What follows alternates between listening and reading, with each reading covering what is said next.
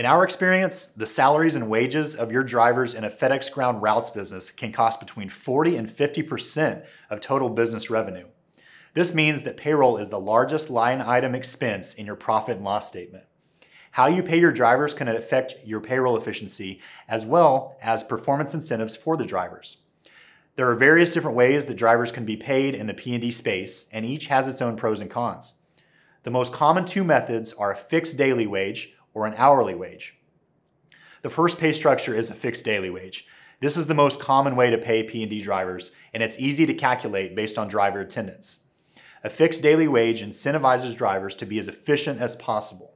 Whether a driver finishes at 4 p.m. or 7 p.m., their pay is the same, so drivers are less likely to waste time on a route. It also makes it easier to predict and forecast the cost associated with running a route, making it simple to calculate your weekly expenses. However, there is a downside to offering a fixed daily wage. Because drivers are incentivized to finish their route quicker, they can be tempted to cut corners and disregard safety. It's important to be sure that your management counters that temptation with a strong safety culture and driver incentives that align with the goals of the business. A fixed daily wage also means that drivers are more likely to do the bare minimum and can be less willing to help other drivers without further incentives. If you choose to offer a fixed daily wage, we highly recommend implementing a threshold bonus to drivers.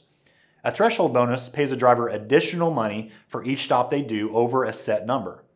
This incentivizes drivers who want to make more money to help other drivers or take on additional volume above and beyond their regular daily stops.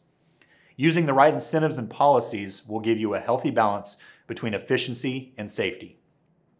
The second biggest payment method for drivers is an hourly wage. Paying drivers by the hour makes tracking and paying overtime easier. If you operate transit vans that are subject to overtime requirements, an hourly wage may be easier to manage.